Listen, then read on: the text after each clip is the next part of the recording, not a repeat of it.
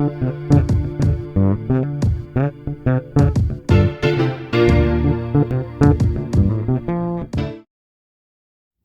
to 3-Count Commentary. Let us talk about Randy Orton and his criticism of NXT, and I know you've seen it everywhere.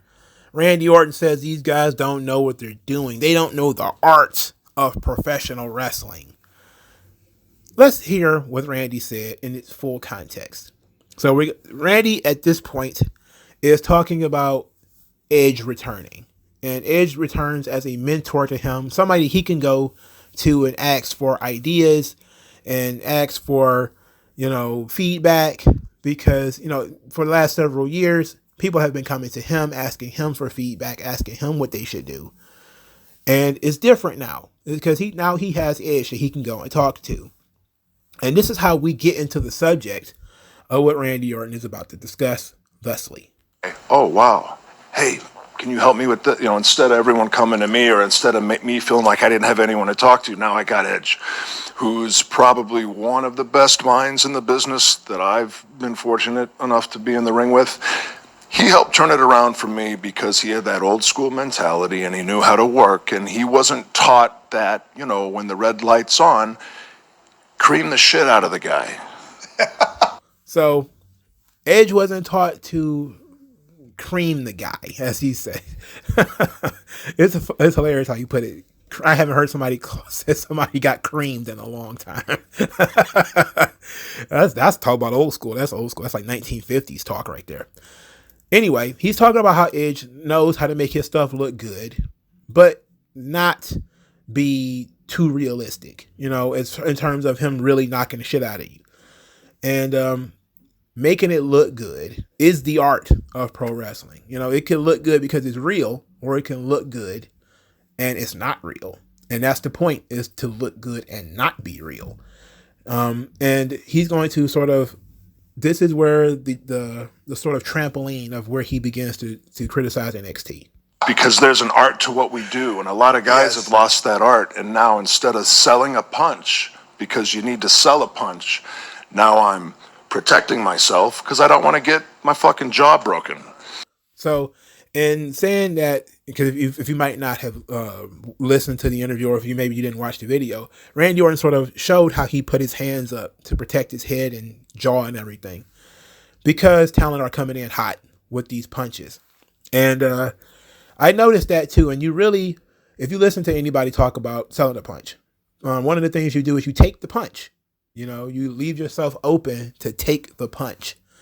This was a real debate amongst the WWE locker room several years ago too, because Ken Anderson talked about it.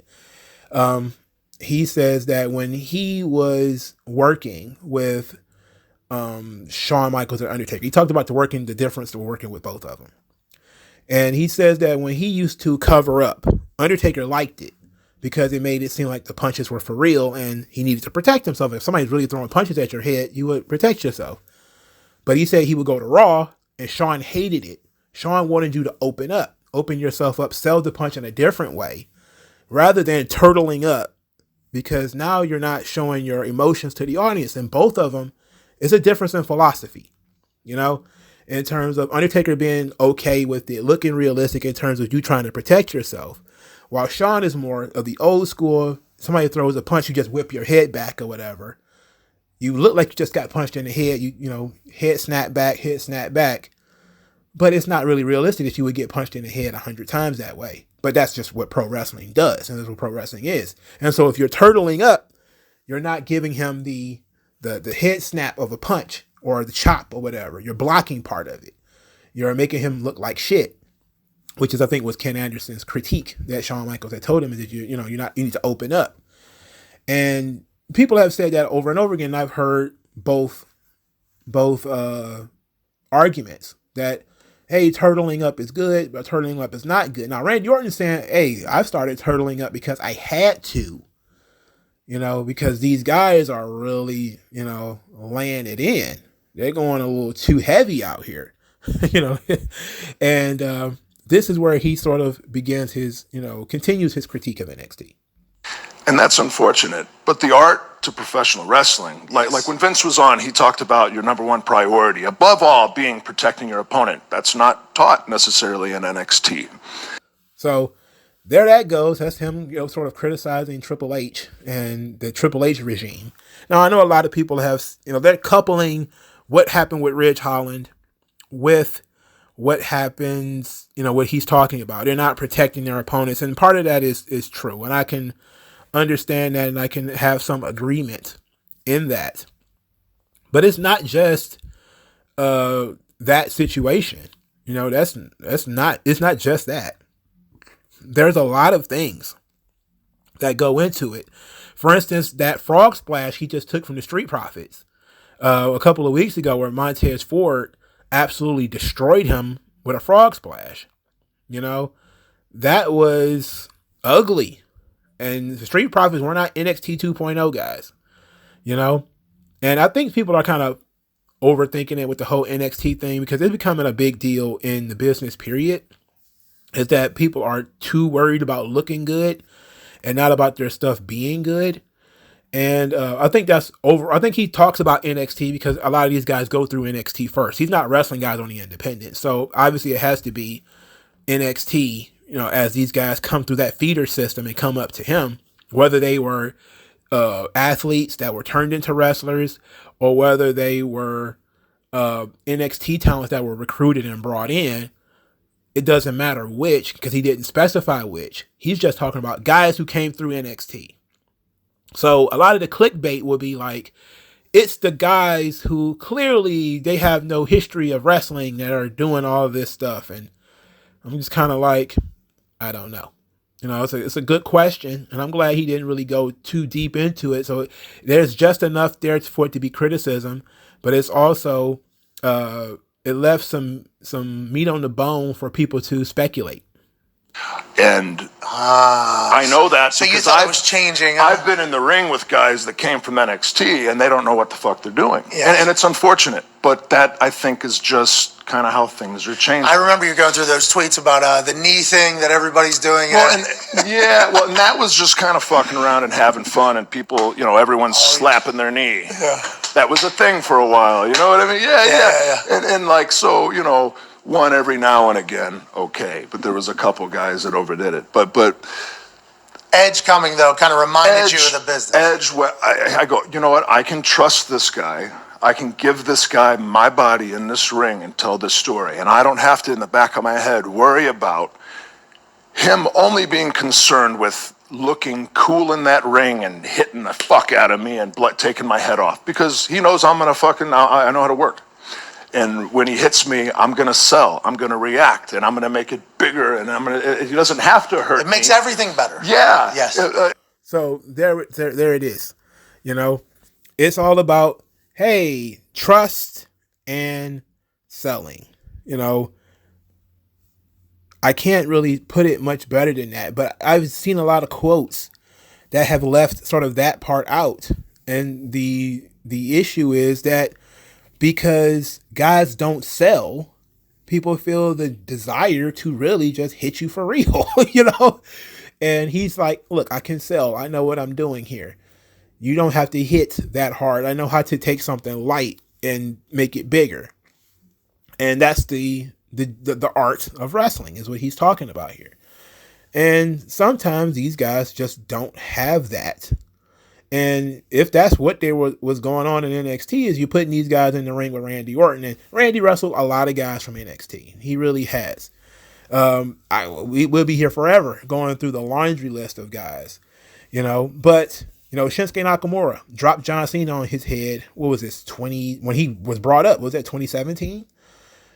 His first match, I think second match maybe, was he wrestled John Cena, and he did that overhead suplex on John Cena and dropped John Cena on his head. I think he also did the same thing to Randy Orton.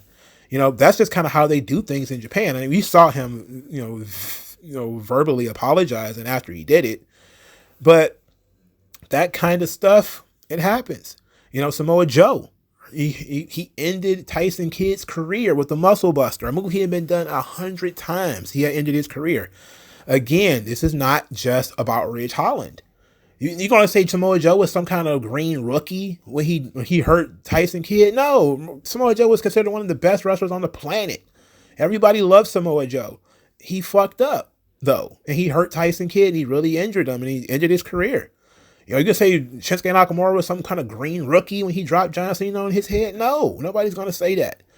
You know, I think that a lot of the independent blue check marks, you know, independent jock sniffers, the blue check marks, they like to point out to guys like Ridge Holland and say, look, you know, Ridge Holland, they don't know what they're doing in NXT. They're bringing in all of these guys who have no wrestling experience and yada, yada, yada. And it's like, sure, that's, I mean, to a degree, that's always going to be a danger if you don't emphasize safety and looking good. It has to look good. Who cares if it's safe and it looks like shit? You know, anybody can throw a punch that misses somebody, you know, like a Fred Sanford punch. I don't know if you guys saw that episode of Sanford and Son, where Fred Sanford throws a punch. It's like a boxing episode. And he might as well have been standing on the moon while the other guy was on Venus. That's how far away the punch was. And the guy, of course, flopped anyway because it's the 1970s. It's like, you can't do that in pro wrestling and then it works. You know, that's a botch in pro wrestling. You know, and we expect you to make some contact and for your punch to look legit, but it's not going to knock the guy's teeth out in his throat. It's not going to kill him. You know, like that's the general idea. It's for it to look good, but not really hurt. And Randy is saying, hey, I know how to make that work. I know how to get to that point. And other guys are not learning that. And maybe it was a criticism of the NXT Black and Gold era in terms of a lot of these guys not being asked to change too much when they came from the independents to NXT. And they were told, you know, not really to change a lot. You know, because you would see a lot of the indie-rific stylings of Black and Gold, especially as it went on. You know, it became a lot more indie. And that's why I left the thigh slapping part in, because I wanted to make sure that people understand that he was joking when it comes to the thigh slapping. But he's not joking when it comes to talking about these guys not knowing how to work. And they don't know how to take something small and make it bigger. They only know how to, I don't really trust my opponent to sell my shit, so I'm going to hit him for real. And that's pretty sad. And how like artful it is, and it just how, you know, Story. the right way to do things in that ring, longevity-wise. There's a reason why I've been doing it for 20 years, and I'll do it for another 10, and I want everyone to be able to put food on the table and clothes on their back and take care of their families for 10, 20, 30 years, but they're not going to be able to because they're going to be all fucked up. And so I'm trying to preach that longevity, you know what I mean? To Isn't the story in the match, too, much better? As Randy is talking, he's, you know, doing things with his hands, but he also like grabbed the back of his neck at one point about guys fucking each other up. Now, this, of course, is legitimate old school advice that you can't do 100 moonsaults a night, you know, and work the schedule that they work. But, of course, if you're on the independents, you work weekends, you can do whatever you want because it's a random Saturday. And who cares whether you don't wrestle next weekend or not? You know, it's up to you to make that possible. But WWE requires guys to wrestle 3-4 days a week. You know, the independents don't. They're running pop-up shops. You know, if you can't make the next Fight TV pay-per-view, they don't give a shit because they might not even invite you anyway. So it's a little bit different culture. And WWE wants to focus on the ability to work long-term, which is more than just a year or 2 years, but, you know, in perpetuity. And I can appreciate that. And this is kind of how the reason why they've taken people in from the independents and tried to force them to change their style. You know, and so for some people, it doesn't make any sense. Like, why would you hire somebody and then force them to change their style? It's like, because it's a different style and different presentation. And it's a different ask. You know, if you are working only on the weekends, again, as I've just said, it might not matter too much if you get hurt on Friday and you don't have another match for 2 weeks, you know, or you work in TV tapings, and you go out there and you hurt yourself, and, oh yeah, the next set of tapings is next month. So you got a month to heal up anyway. You know, like Impact, I think tapes once a month or something like that, maybe twice a month. if you go out there and you get hurt, so what? You got all this time off in between anyway, where you could have been picking up dates. That's just you screwing yourself out of money. But when it comes to WWE, you work on Raw, and they expect you to be able to at least work. I think they have shows on Wednesdays and Thursdays throughout the week, and it's a different grind. So he's basically talking about these guys don't know how to work for longevity, and that's the be all end all of it, is wanting to get people to work for longevity, and they're not being taught to do that.